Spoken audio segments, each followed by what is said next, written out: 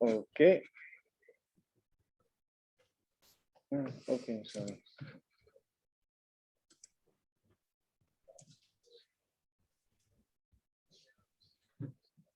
Okay, so yeah.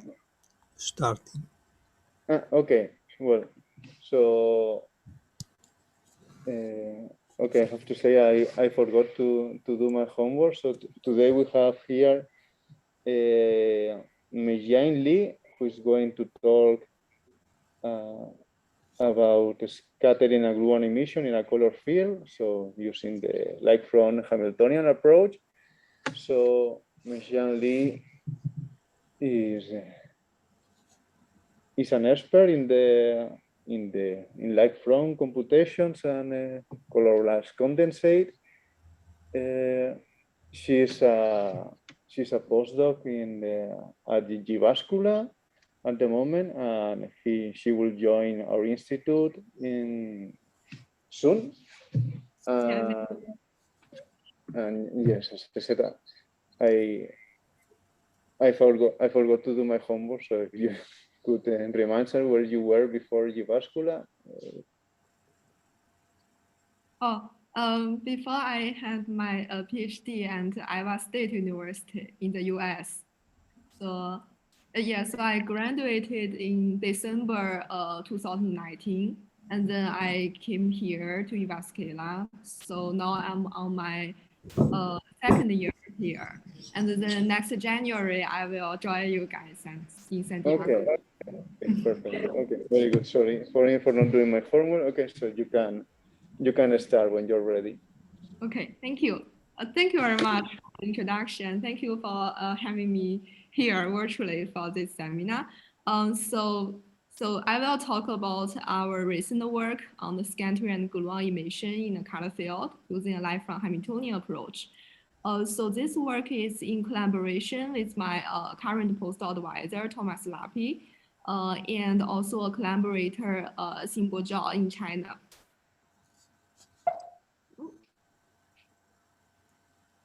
So the reason we want to study the quark scattering of a color field is because this is a general picture that we usually take in some different processes in the QCD phenomenology.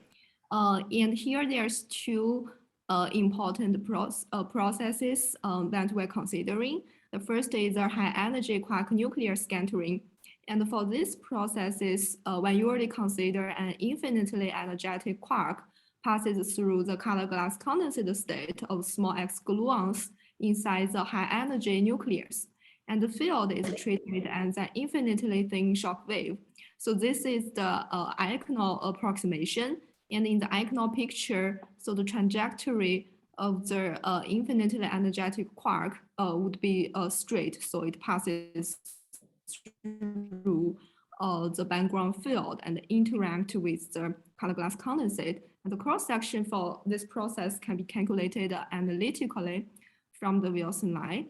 In the realistic collision process, that one also need to consider the sub-iconal effects, so as the corrections. So the study of interest on the sub-iconal corrections include considering the field with the finite width and also the gluon emission in the process. And there are also corrections by including a transverse component of the background field and allow the flip on the spin of the quark. And another process when considered is the jet quenching in colored medium. So here the probe, which is the quark, is also treated and the probe has infinitely large energy, but the field is treated as spatially extended. So when the quark passes through the medium, it would lose energy by gluon emission. And for this area study, it's important to know the interplay between the coherence time of the gluon emission of the quark and also the time scales of the scattering centers in the medium. So we are looking, so in this work and what I'll talk about in this talk is that we are dealing with the quark scattering of a color field using a non-perturbative approach. So this would give a different perspective and viewpoints to those processes. So in particular, we could first relax the infinite energy approximation.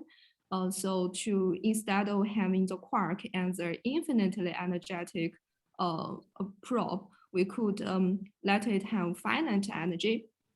And also with the non-perturbative approach, using Hamiltonian, we could explicitly solve the time evolution process and therefore study the scattering and the gluon emission absorption at the same time. So in the following of my talk, I will first introduce to you the method we are using and how we formulate this problem. And then I will show you the results we get from the simulations. And then in the end, I will summarize this work. So first, let's look at the approach that we're using.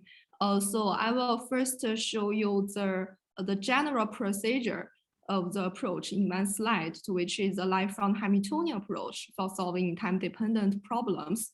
And then I will go to detail to illustrate how we apply this formalism to solve the quark nuclear scattering in the quark plus quark gluon Fock space.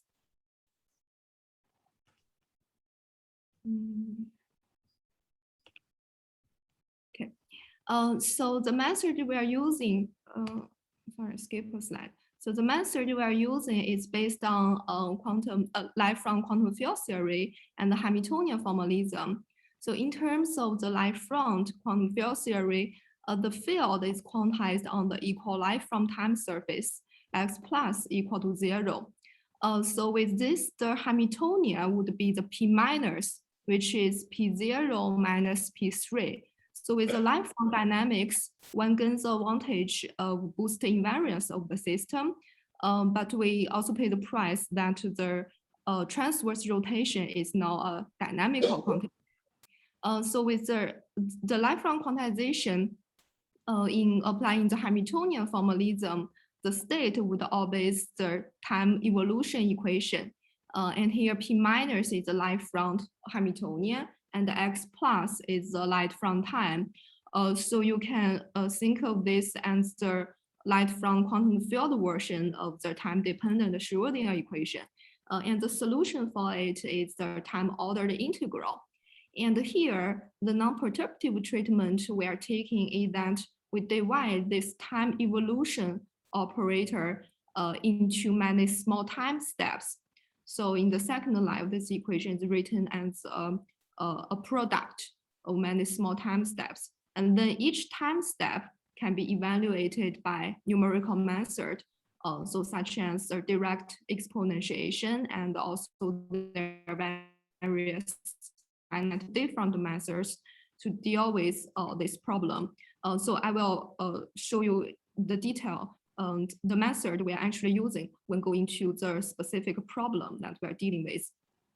And another key feature of this method is the basis representation. So this is a computational method, so when solve the time evolution numerically, so it's also important to choose a suitable basis to set the system and solve the evolution. And the optimal basis has the same symmetries of the system, and it would be the key to numerical efficiency. So to put these pieces together, so that's the formalism we are using, which is a time-dependent basis lifelong quantization, and in short, TB of Q. So now I will show you how we apply this formalism to the problem we are looking at. So the problem we are considering is that, so on the left space time diagram, you can see we consider the scattering of a high energy quark moving in the positive Z direction, and it scatters on a high energy nucleus moving in the negative Z direction. So we are treating the quark system on the amplitude level. So it's a quantum state and the superposition of a bare quark state and the QJ state. So the QJ state would be like one gluon dressed quark state. So at each instance of the life from time, the quark itself is a superposition of the two states. And then we treat the background field from the nucleus and the classical background field. So and such the Lagrangian would be the QCD Lagrangian with an addition of a background color field. So written as the curly A mu here. And then the light from Hamiltonian is derived from this Lagrangian through a Laurent transformation. And in the quark plus quark gluon Fock space, which is the Fock space that we are using, the Hamiltonian would contains two parts. One, the first part, P minus KE, so that's the kinetic energy of the quark state. And the second term is the interaction Vx plus, which itself contains two terms. The first is VQJ, so that's the gluon emission and absorption interaction. And the second term, V curly A, so that's the interaction with the background field. So in this table, we illustrate the interaction matrix in the Fock space that we are using. So in between the single quark state and also in between the QJ and the QJ states, the background field shown in the vertical red gluon line would interact with each of the Fock particle, the quark and gluon. And between the quark state and the quark gluon state, also there's a transition which represents the VQJ term. So there's the gluon emission and absorption. So this is the Hamiltonian describing the system. And some information on the background field we are using. So this is the curly A using the Hamiltonian and the Lagrangian. So we take the background field from the nucleus and the classical gluon field described as a color glass condensate. So in this effective series, the color charges are stochastic variables following the two-point correlation relation. So here the rho is the charge density, and so Gsquare mu characterize the strength of the color charges. And those delta functions, so from here you can see that the charges at different location and with different color component, they are uncorrelated from each other. So the color field can be solved from the reduced Yang-Mills equation, which is in the form of a two-dimensional Poisson equation. And so by sampling the color charges in different location on the X plus and the X perp, we could get the configuration of the background field by solving this equation. So the figure here illustrates the distribution of the background field. So X plus is the light from time of the quark state, but it's also the longitudinal direction of the background field, since the background field is moving along the negative Z direction. So we are treating the background field by dividing it into different layers that are independent from each other.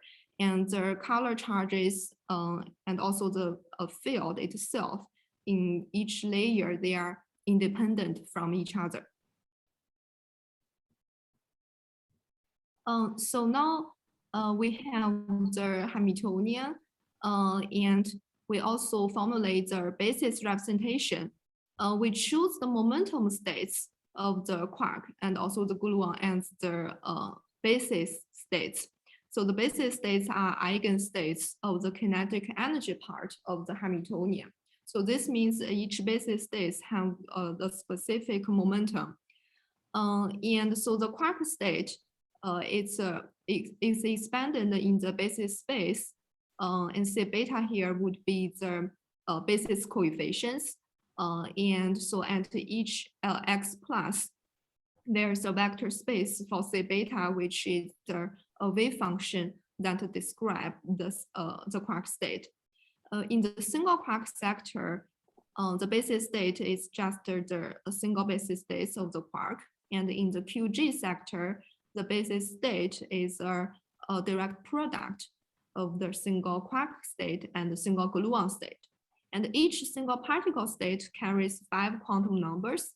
So besides the 3 momentum quantum numbers, there are also lambda, which is the electron helicity of the particle, and also C, which is the color index of the particle. And also in the transverse coordinate space, we discretize it on the lattice and impose periodical boundary conditions.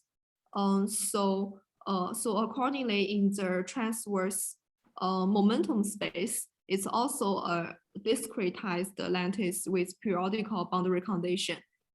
So nperp here is the number of the lattice in the X or Y direction, and lperp is the length of the lattice in the transverse coordinate space. And then in the longitudinal space, X minus, so we impose periodical boundary condition for the gluon and the anti-periodical boundary condition for the quark.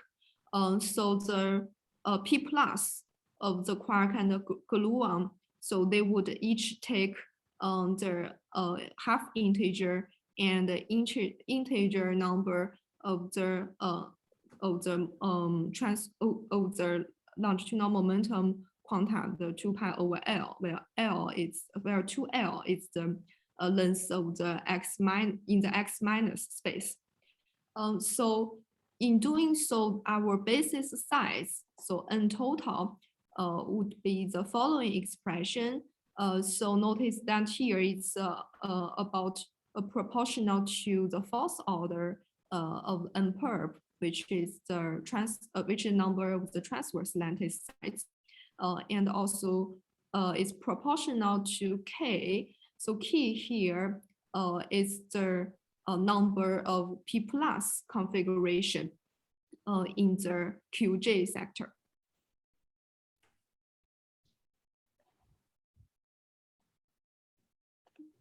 So with this setup of the basis representation, we can solve the time evolution.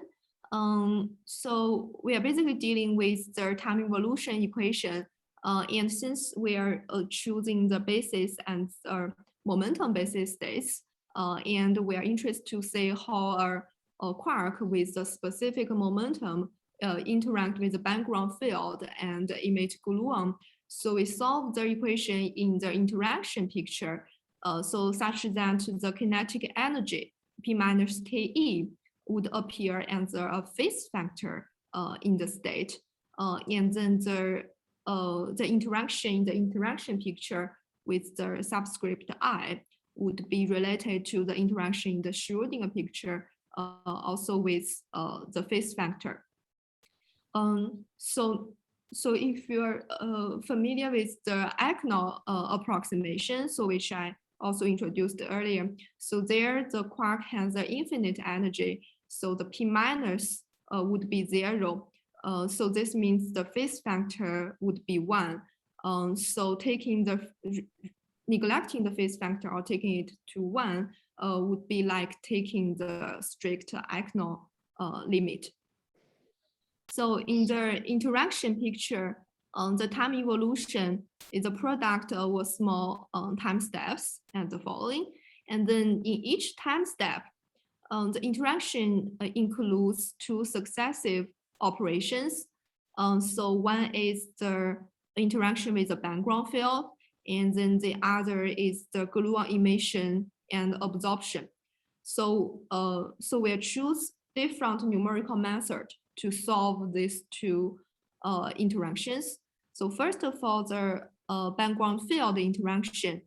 Since the background field we're using, which is the MV model of the color glass condensate, so there the field itself is local in the transverse coordinate space. So which means it does not change the transverse coordinate of the particle when interacting with the quark or gluon.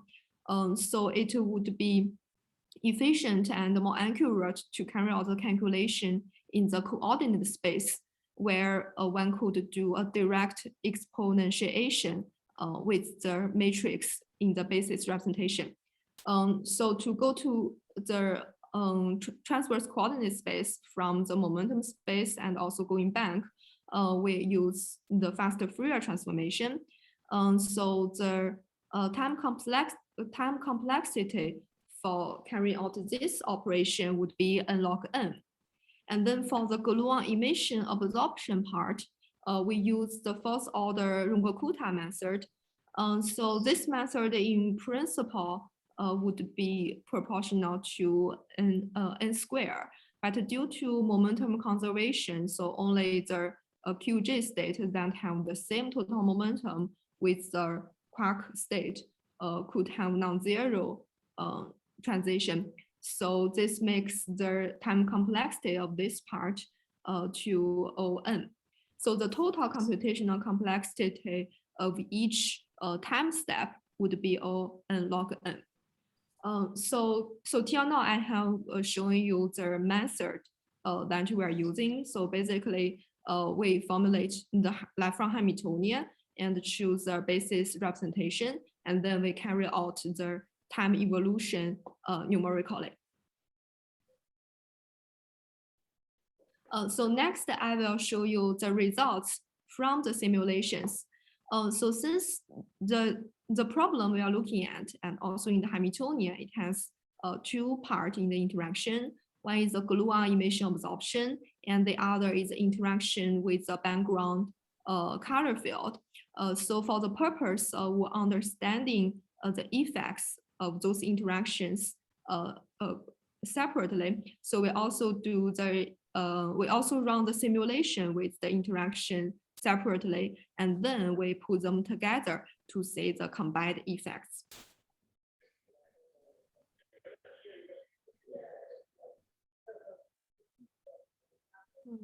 Are you asking questions or no?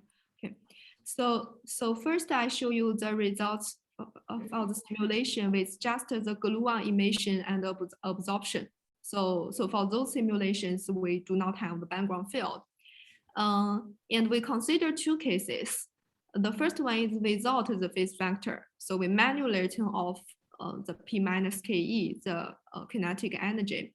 And then we put back the phase factor in the second case. So we first look at the transition of the state. We choose the initial state and the single quark state with specific momentum, helicity, and the color. So this is also a single basis state in the basis space we are using.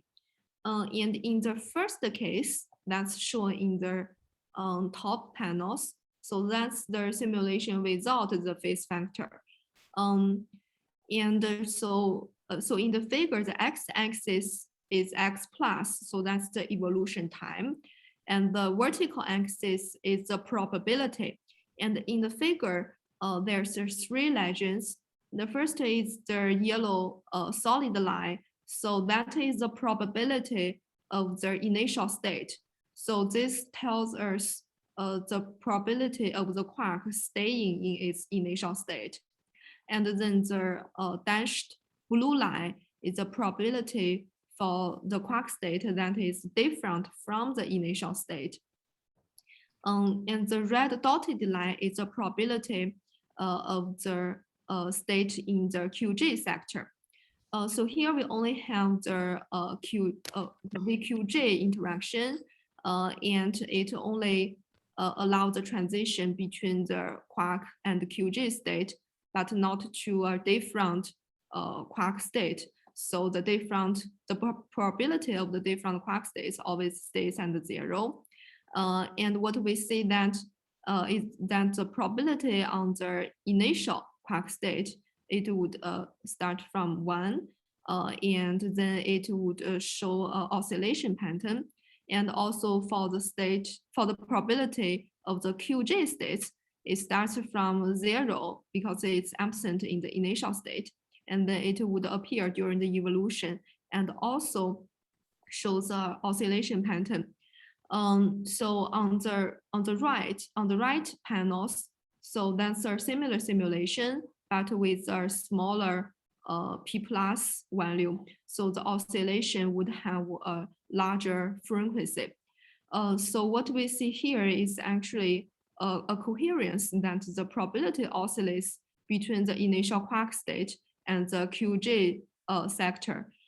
So when showing this probability for the quark and the QJ state, the states with different momentum, different helicity and the colors, they are summed over. But since the states in those different basis states, they are oscillate with the same frequency. So the total probability of the QJ state and the quark state, they also oscillate with the same frequency. And that's what we see from these figures. And then in the bottom panels, when we bring the phase factor back, so this is also the more realistic case because the kinetic energy part is part of the like from Hamiltonian. And what we say is that, so in the beginning, the initial state would drop from 1 and then QJ state would appear. But the oscillation can no longer maintain over the evolution time. This is because the phase factor from the kinetic energy part would let the different momentum state oscillate with different frequency. So the total probability for the quark state and the QJ state, they would decohere, so they would oscillate. So they would not maintain the same oscillation pattern. So that's what we see here and the damped oscillation. And then over long enough lifelong time, they would approach some value, and those value would depend on the values of the VQJ, which is the interaction matrix element. And then on the right, that's the case where you have a smaller P plus. So the damped oscillation would damped at an earlier time compared with the left cases. So this is the transition probability of the state.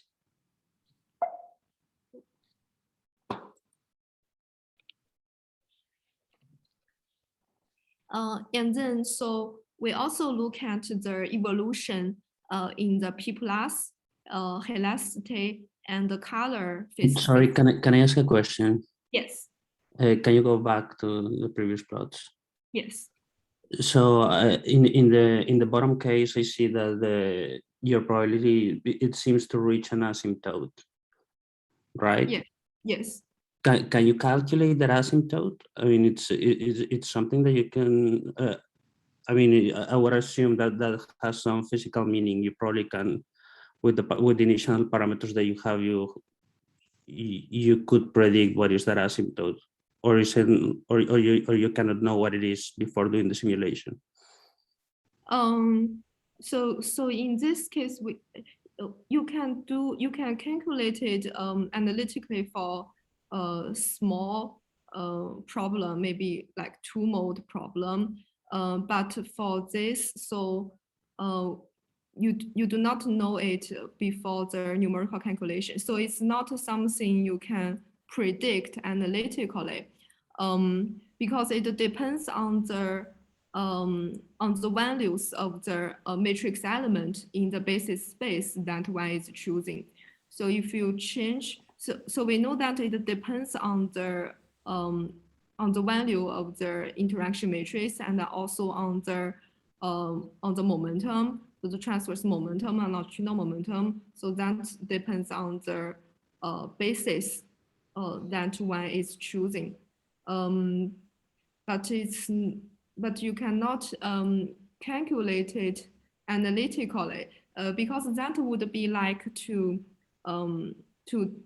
diagonalize a big matrix analytically. Okay. So, yeah. Okay, thanks. Thank you.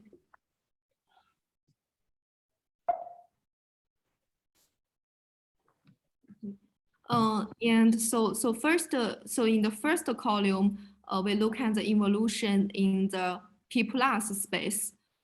So in the simulation, the initial state is still the single quark state, and in the QG sector, so we choose k equal to 8. So this means there are 8 different P plus configurations for the quark and the gluon, and we define Z as the longitudinal momentum fraction of the gluon. So what we see here is actually very similar to the transition probability we've shown earlier. So there's oscillation in the probability of the single quark state, and also there's the oscillation pattern for the different P plus state in the QG sector. And also the probability in the QG sector have the largest magnitude for the smallest Z values, the Z equal to 0.12. So this is the QG state with the gluon have the smallest P plus. So this fits the expectation that the gluon emission would favor the softer gluon. So the gluon is a smaller Z value. And then in the bottom, we see the evolution of the different P plus state, which is again very similar to the transition probability we said earlier.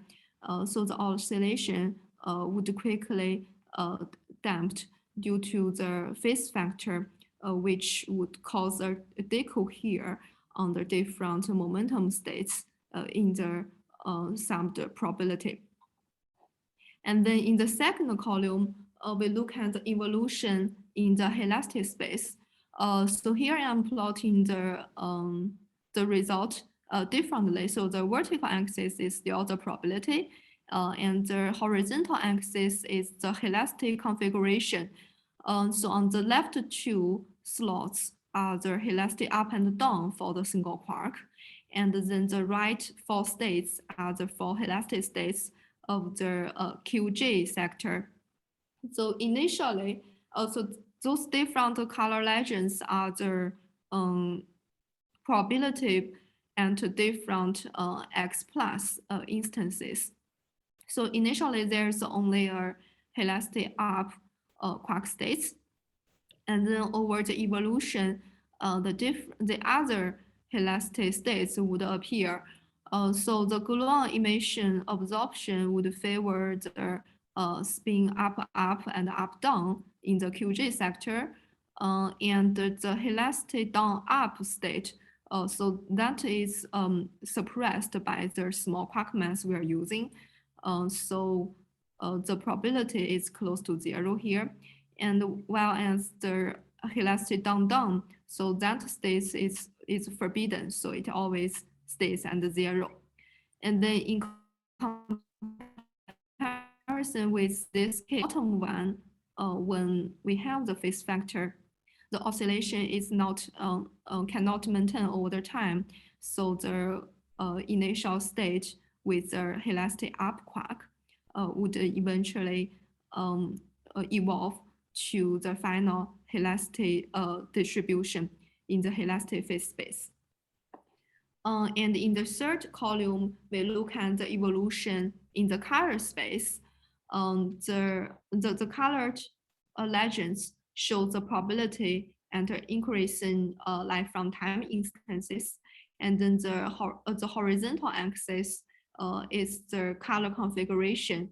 So the left 3 are for the single quark sector. The initial state is we choose the color equal to 2, and then due to color conservation, so only 6 of the 24 color state in the QG sector would appear through the evolution. Meijian, yeah. Can I ask something here? So in the helicity, what are the arrows? So you have 2 arrows up and 1 up, 1 down. What does it mean? One is for the quark and the other for the gluon, or? Yeah, sorry, maybe I did not explain this in detail. So, so the left two, that's the up down. So that's the lambda capital Q. So I use this for the helicity of the quark in the single quark sector. So that's lambda equal to 1/2 and minus 1/2. And then in the QG sector, the lambda Q and lambda G are the helicity of the quark and the gluon. Okay. Respectively in this sector. So there's a four. So the lambda Q is plus or minus 1/2, and the lambda G, the gluon, is plus minus 1. So there in total 4 helicity configurations for the QG states.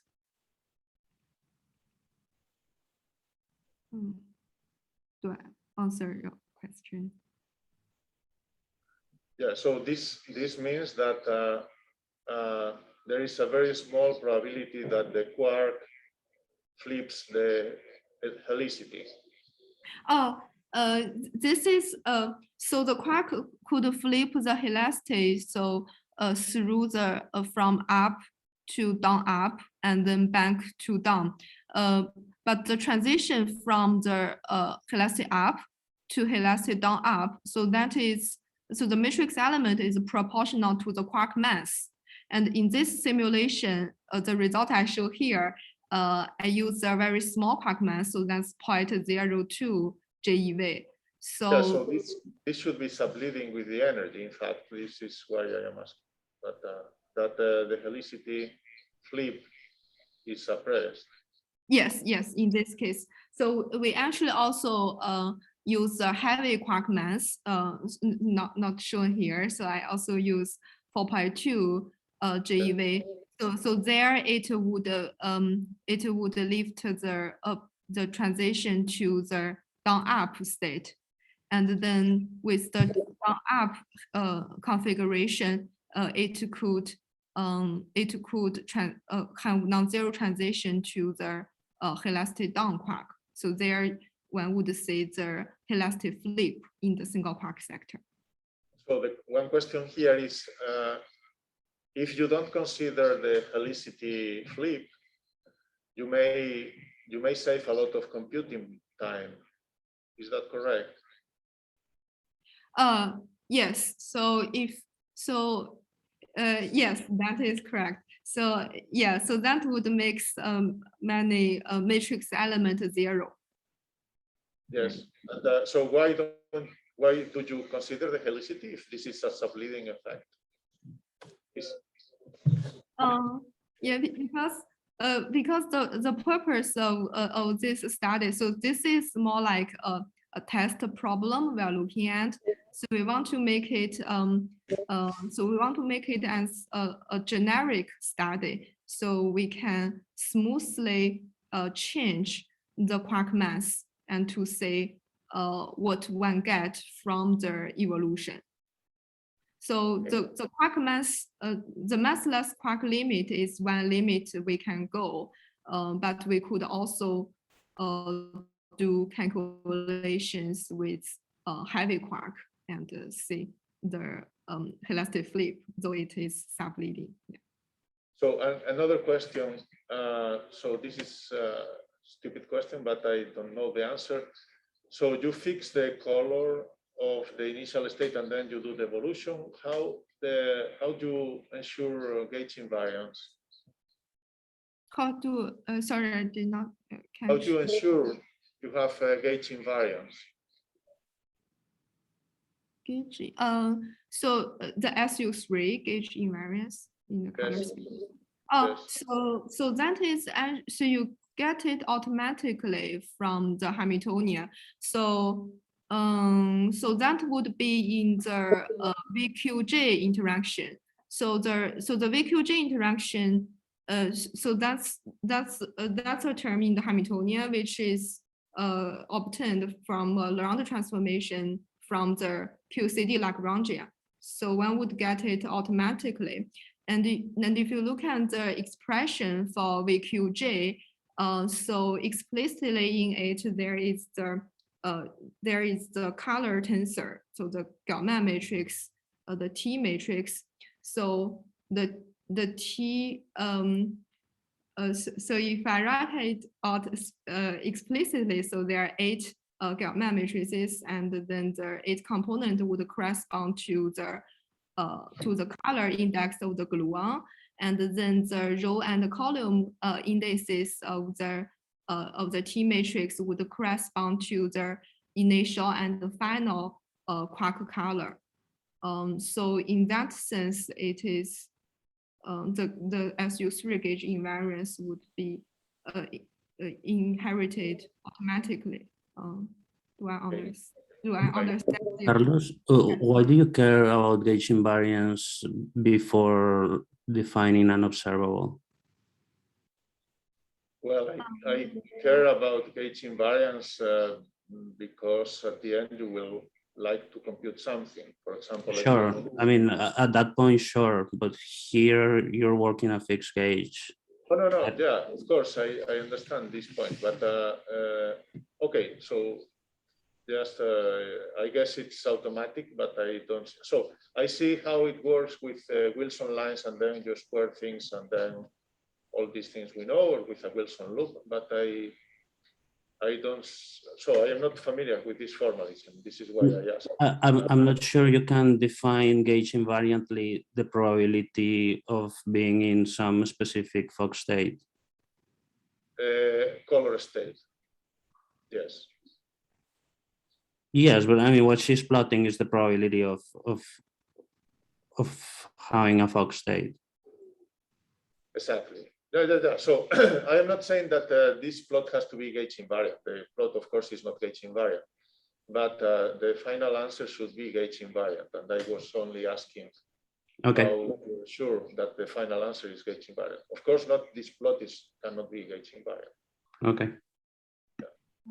Yeah, maybe. So, yeah, that's a very important question, and very interesting question. So maybe not here, but I can talk about what we are currently looking at that is relevant. So in this results, so we choose the initial state of the quark with a specific momentum and a specific color. But what we are not trying to do is to get the eigenstate of the quark state with this Hamiltonian. So there one could say explicitly the SU3 gauge invariance is that we could decouple the Hamiltonian. So that's the P minus, the QCD Hamiltonian we are using into different total color state. So in the quark sector, it's a color triplet. So you have 1, 2, 3, and then correspondingly in the QG space. So in the QG space, if you go to the color space, so that's the direct product of a triplet and an octet. So that could actually be reduced to a direct sum of a color triplet, anti-sextet, and then a 15 multiplet. And then the first three, which is the color triplet, correspond to the total quark color 1, 2, 3. So there one could say explicitly that the eigenstate of the quark and the eigenstate of the P minus QCD, you have 3 different color structure, but their dependence in the momentum space and helicity would be the same. So that will be relevant to what you are asking. Yeah, okay. I trust you. Yeah, but yes, so to say that explicitly, especially for the QG state, to use the coupled color space would be more clear, because here we just take 1 to 24, so that's the 3 by 8 state. So it's hard to say which correspond to the total color 1 state of a single quark. Yes. So. Sorry, I think you must go on otherwise. Sorry. Thank you. I'll continue. Yeah, sure, thank you. Oh, okay, thanks. Okay, yeah. So hope I did not take too much time. Oh, okay. And then we look at the evolution in the transverse momentum space. So we also look at two cases. The left is without phase factor, then right with the phase factor. So the initial state is a single quark state with a transverse momentum equal to 0. So from left to right, so what plotted is the probability in the transverse momentum space. And from left to right, the life from time x plus is shown under increasing sequences. So initially, there's only the single quark in the center, p prob equal to 0, and there's no contribution for the QG sector. The second row is the quark in the QG sector, and the third row is the gluon in the QG sector. So through the evolution, the probability of the quark, of the single quark, so that would start from 1. So showing the number here, it would decrease and increase and then decrease, because that's the oscillation we would see earlier, but it only stays in its initial momentum state. And then in the QG sector, the QG component would start to appear over the evolution. So that's through the VQG interaction. And this interaction would favor the large momentum transfer. So that's why we see a higher probability distribution on the border of the lattice. And also due to the momentum conservation, the probability distribution for the second row and the third row, they would be the same. So for the quark and gluon, because they always have the opposite transverse momentum. And then with the phase factor, so that's the right case. So the different p-perp modes, so now they would have different frequency through the evolution, and they would oscillate out of the phase. And that's what we see as the circular pattern in this plot. So this is a pattern has the azimuthal symmetry in the sense that on each circle, the magnitude of the transverse momentum would be the same. So those modes would oscillate with the same frequency, but the mode with different transverse momentum, they would oscillate differently. So that's why we see those circular patterns. So this is the effect from the transverse momentum space. And to summarize the simulation with the gluon emission and absorption, we see that the effect of this interaction preserves the total momentum of color. What it changes are the state distribution in the P plus P transverse lattice. And then the effects is from the phase factor, the kinetic energy part, is that it leads to decoherence between gluon emission absorption separated by a long enough life from time. Now we look at a different case where we turn off the gluon emission, but only have the interaction with the background field. And we look at two cases.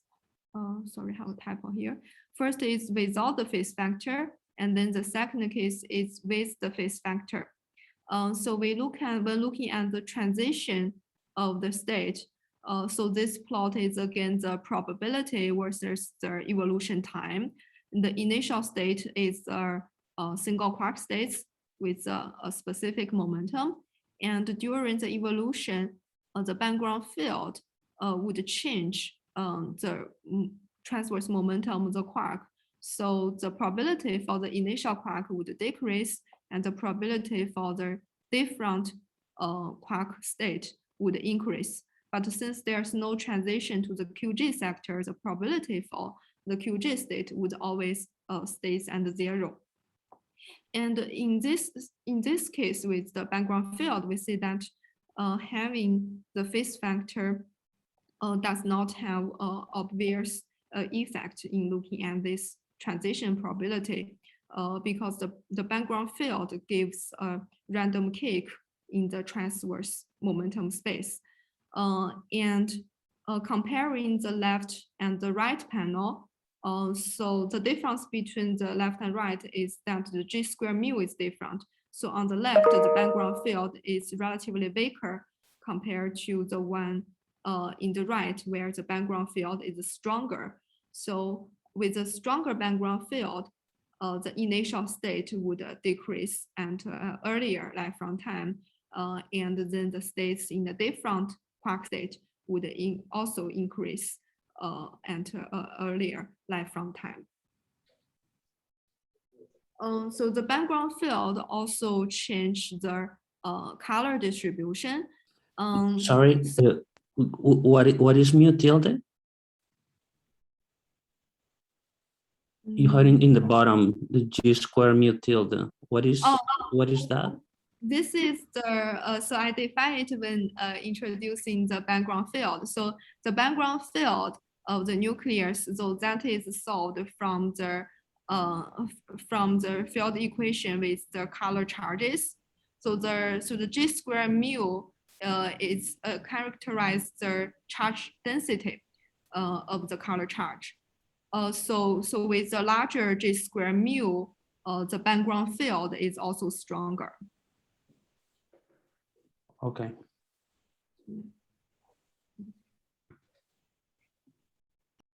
And then in the so in the color space, so this again shows the evolution of the probability distribution in the color space. So the initial state. So since now there's no transition between the quark and the quark gluon sector, so we have the initial state as a superposition of a single quark state and also a QG state, so that we could see separately how the background field interact with both two components. So in the single quark sector, so over enough evolution time, the background field would carry out a color rotation, and eventually it will approach a uniform color distribution. And also for the state in the QG sector, the background field will also bring the initial color state to all the different 24 color states in the QG sector. And then we also look at the evolution in the transverse momentum space. So in both these two simulations, we have the phase factor, and the difference is that one have a weaker background field on the left, and on the right, that's a stronger background field. The initial state is again a superposition of the single quark state and single QG state. So we can see the effect on them separately. So in the single quark state, so the background field would change the transverse momentum from the initial 0 and to all different allowed momentum in the basis space.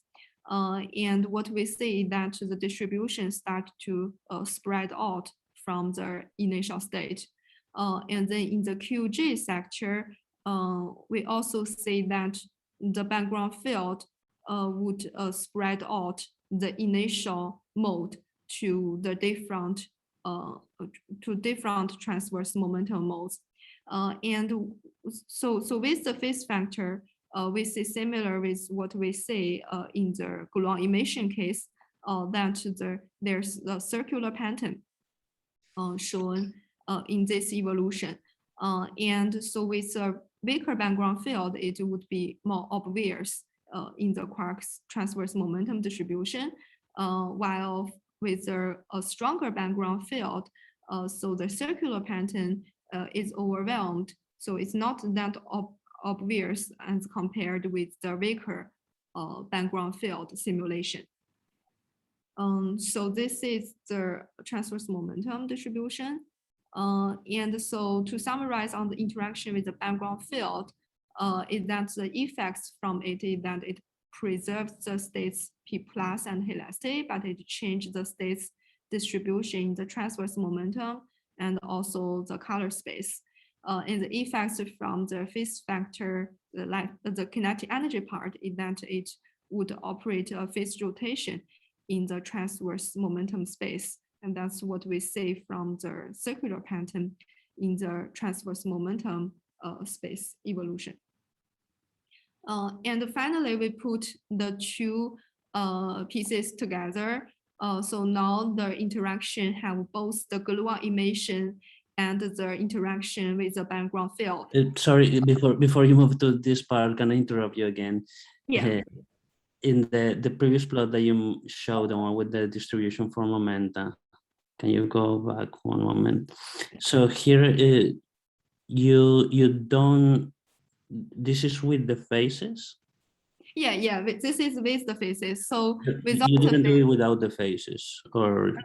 Yeah, without the phase, there's no circular pattern you see here. So without phase, it's just I did not show here with this simulation. So without the phases, it's just the effect from background field. So it's so it would give the momentum, the transverse momentum exchange on the state.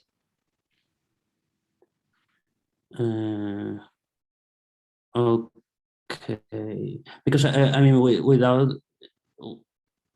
without the phases, you're just looking at the momentum running from the collisions. And I was wondering if you could see something like if there was an analog in your case to like the size of the pair, if you could see anything like a dependence on how separated are the quark and the gluon, but of course your basis is in momentum space. So I don't know if that makes any sense in this case. Yeah, to see the separation, it would be better to say the distribution in the transverse coordinate space. So for that, I did not have the simulation here, but we did that with the single quark case. So that's even simpler cases, so where we only have the single quark without the QJ, and we see that with the phase factor, the transverse location, so the transverse location of the quark would change. So that comes from the phase factor. Yeah, okay, in that case, you probably just, you just have the usual momentum running of one quark, and that will give you a Gaussian distribution in momentum space, but yes. No, I was wondering what's the equivalent for the quark gluon case, but okay, we can talk about it later. Yeah, thank you. Yeah, that we should look at. Yeah, so to do that, we need to use the initial state instead of single momentum, but as a specific coordinate distribution. Yeah. Okay. Yeah, thank you for the question. Okay. Yeah. So the transition probability, the evolution of the state with the full interaction. So first, without the phase factor, so we see the combined effect from the previous two cases. So there's the transition between the quark and the QJ sector, and there's the oscillation without the phase factor. And also, since there's background field, the quark state that are different from the initial state also appear over time. And the right one have a stronger background field. So there you see the contribution from a different quark state would be larger compared with the previous case. And then in the bottom cases is the one with the phase factor, and the probability of the initial quark, it would decrease and the probability from both the QG state and also a different quark state would also increase over time. And then with a stronger background field, the different quark state would increase faster compared to the one with the weaker background field. So again, what we see for the evolution in the P plus space is similar to what we have seen earlier with the gluon emission and absorption. This is because the initial state is single quark, and the component in the QG state that comes completely from the gluon emission absorption interaction. And then in the helicity space, so the background field we use does not change the helicity. So this also comes from the gluon emission absorption part. And while in the for the evolution in the color space, so both the gluon, so the gluon emission part would bring the single quark color state to a QG color state, while the interaction with the background field would allow the transition to all different color state in both the quark sector and the quark gluon sector. And then in the transverse momentum space, what we see is also a combined effects from the previous two simulations. So here we have the initial state and the single quark state. So on the left, we use a large P plus. So this is like having a highly energetic quark initial state. And then for the quark in the single quark sector, the background field would let it have different transverse momentum space over the evolution. And for the QG sector, so their contribution would also appear due to the gluon emission absorption. And for the right one, which we use a smaller P plus, so this is like relaxing the condition that the quark have a high energy. So this is like having a slow quark in the evolution. So the background field again would let the quark have different transverse momentum. And now since the P plus of the quark is very small, so the circular pattern, which it comes from the kinetic energy part, would appear much earlier compared with the left case. So here we see, so one could change the relative magnitude of the contributions from the gluon emission and the interaction with the background field by changing the P plus of the system. So we see that from the full simulations, it preserves the state's total P plus. What it changes are the state distribution in the momentum, color, and helicity space. And one could match different physics regimes by adjusting the relative of the VQG and also interaction with the background field. So to summarize, so in this work and this talk, we demonstrate a non-perturbative method to investigate time evolution problems with lifelong Hamiltonian formalism. So we started the quark scattering in the current field in the quark plus quark gluon space. And the effects are from three parts: the lifelong kinetic energy, the gluon emission absorption, and the interaction with the background field. So the advantage of this method is that one can smoothly vary the magnitudes of the above three effects separately. So to move forward, so as I also introduced in the beginning, so we would like to apply this approach and also this study to two different physical processes. The first one is to investigate the high energy scattering and to see the sub-aconal effects. So to do this, one would need to use the initial quark state and the eigenstate of the QCD Hamiltonian in the Fock space that we are using. So this is like having an initial state that already developed a gluon cloud before interacting with the background field. And then the second process is that we are interested to start is to investigate the quark quenching, jet quenching in the quark gluon plasma. So there the system would be a quark jet, and then the background field would be formulated as the hot medium, and there one could say, study how the quark jet interact with the background field through the time evolution. So that is all my talk. Thank you very much.